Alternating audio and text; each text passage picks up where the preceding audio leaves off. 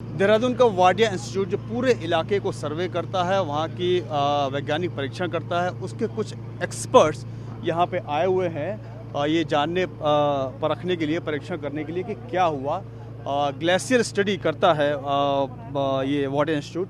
मैं सही कह रहा हूँ, Wadia institute glacier and geology की स्टडी करता है। दो एक्सपर्ट हैं। क्या क्या नाम है आपका? मैं डॉक्टर मनीष मेहता। और आप सर? डॉक्टर विनीत कुमार। तो डॉक्टर मनीष और डॉक्टर मनीष, डॉक्टर विनीश, दो लोग यहाँ पे एक्सपर्ट हैं। इनके हाथ में औजार भी हैं, सैंपल्स भी इन लोगों ने लिए हैं। सर ये बताइए कि जो ये बर्स्ट हुआ है, क्लाउड बर्स्ट, इसे क्या कहेंगे और आप लोग ये सैंपलिंग किस मकसद से कर रहे हैं, क्या है ये? देखिए, ये अभी कुछ भी कहना थोड़ा सा मुश्किल होगा। जो अभी तक हमारा विजुअल इंटरप्रिटेशन है, हाँ, ये क्लाउड बर्स्ट नहीं है। इसको डायरेक्टली किसी, अभी जो हमारा इंटरप्रिटेशन है, जो बेसिकली अभी अदर एजेंसीज ने भी सैटेलाइट डेटा जो अभी रिसेंटली उनको मिला, तो उन्होंने भी यही डिक्लेयर किया। और हमने कल एक फ्लाई किया वहाँ पे, तो वहाँ पे आप लोगों ने उस ग्लेशियर पे फ्लाई किया है? जो रीजन में फ्लाई किया, और उसके बाद ये एरिया बहुत ही ज़्यादा टफ है, एक्सेसिबल नहीं है। क्यों, जो इंसिडेंट है वो अप्रॉक्सीमेटली 10 किलोमीटर दूर से ओरिजिनेट हुआ है, और हम खड़े हैं इससे 10 किलोमीटर पीछे। 10 किलोमीटर पीछे। और जो फैक्टर्स हैं वो बहुत सारे हैं। अभी सिंगल 1-to-1 कोरिलेशन किसी भी फैक्टर से नहीं कर सकते। तो अभी तक जो ऑब्जर्वेशन है हमारा, doctor Mehta can also say something on this, that कि एक ग्लेशियर है वहाँ पे, रोंथी। यस, सो रोंथी ग्लेशियर है। रोंथी से पहले एक हैंगिंग ग्लेशियर भी है। तो जो इंसिडेंट है वहाँ से हुआ है। रोंथी से एक स्ट्रीम आती है, जिसको स्ट्रीम भी बोल सकते हैं, रोंथी नाला भी बोल सकते हैं। तो जो पॉसिबल फैक्टर हैं कि एक रॉक मास वहाँ से टूटा होगा, और बाकी शायद in detail doctor Mehta can explain well. जी डॉक्टर मेहता, जो ये बात बता रहे हैं उसको कैसे समझा जाए, और ये जो आप लोग सैंपलिंग करेंगे तो इससे क्या नतीजा निकालना चाहते हैं, क्या समझना चाहते हैं, और इस तरह की क्या दुर्घटना, एक्सीडेंट होने की आशंका इस इलाके में और भी ज़्यादा है?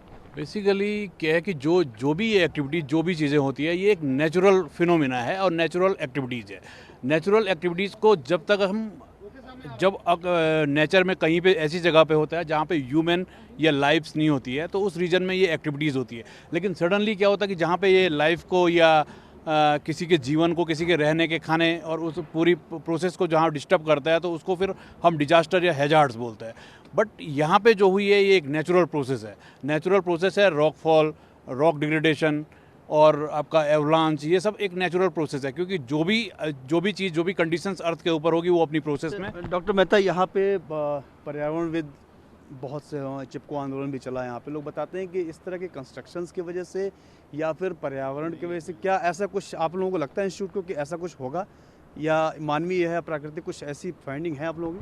ये कंस्ट्रक्शन के बारे में तो अभी मैं कुछ ज़्यादा बोल नहीं सकता हूँ, लेकिन जो प्रोसेस ऊपर मुझे दिख रही है वो सब नेचुरल ही दिख रहा है।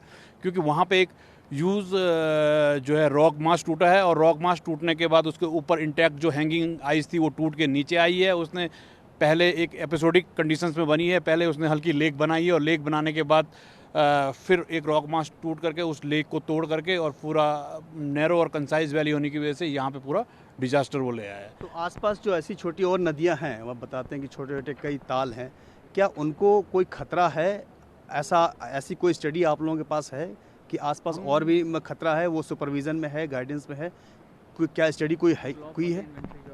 हम लोगों ने अभी एक उत्तराखंड की ग्लेशियर लेक इन्वेंट्री बनाई है, जिसमें हम लोगों ने टोटल ग्लेशियर लेक कितने भी है वो वाडिया इंस्टीट्यूट ने पब्लिश की है, उसमें कि टोटल कितने ग्लेशियर लेक है इस रीजन होंगे इस रीजन में। तो हमें जितने भी आइडेंटिफाई किए, तो हमने लगभग 1200 ग्लेशियर लेक आइडेंटिफाई किया है इस रीजन में, जिसमें उसको हमने क्लासीफाइड और कैटेगराइज किया है। Supra glacier lake, moraine dam lake, ice dam lake और शर्क लेक, ऐसे करके हमने काफ़ी कैटेगराइज उसको किया है। तो ये लेक्स जो होती है, इसमें जो मैक्सिमम जो लेक बनती है वो ग्लेशियर्स के ऊपर बनती है, उसको सुप्रा ग्लेशियर लेक बोलते हैं, और वो टेम्प्रेरी होती है। तो वो जो टेम्प्रेरी लेक होती है वो छोटी छोटी लेक होती है, और उससे पानी सीपेज होकर के निकल जाता है। और विंटर टाइम में तो ये इस टाइप का डिजास्टर होना मीन्स जो ग्लेशियर से, क्योंकि वहाँ पे मैक्सिमम टेम्परेचर बिलो -0 डिग्री होता है, और वहाँ पे ग्लेशियर्स के को खतरा है आने वाले समय में, कुछ ऐसा असेसमेंट है? अब ये थ्रेट तो ग्लेशियर से तो है ही, मेल्टिंग अगर हो रही है चीज़ें, तो ये तो थ्रेट तो जनरेट करती ही है ये सब चीज़ें। लेकिन क्या है, कितना इंटेंसिटी है, कितना मैग्नीट्यूड है, ये बताना थोड़ा सा पॉसिबल नहीं होता है, नहीं हो पाएगा। क्योंकि इस टाइप की एक अलग सी स्टडी अगर हो तो हम इसमें क्वांटिफाइड कर सकते, लेकिन अर्थ में, नेचर में हर चीज़ नेचुरल है, और नेचर कब आपको, प्रकृति आपको कब बता दे क्या चीज़ है कि मैं क्या हूँ, तो ये कहना पॉसिबल नहीं है इन चीज़ों। बहुत बहुत धन्यवाद। तो वाडिया इंस्टीट्यूट के एक्सपर्ट्स जो एरियल सर्वे करके आए हैं वहाँ पे, जहाँ पे ये ग्लेशियर जहाँ से निकला था पीछे, यहाँ से 10 किलोमीटर के, इन लोगों ने वहाँ से एरियल सर्वे किया है, यहाँ पे सैम्पलिंग कर रहे हैं और जांचने समझने की कोशिश कर रहे हैं कि ये किस वजह से हुआ, और अपनी फिर रिपोर्ट आगे ये पब्लिश करेंगे। कैमरामैन अमित राय के साथ प्रशांत देव, न्यूज़ 24, रनी गाँव।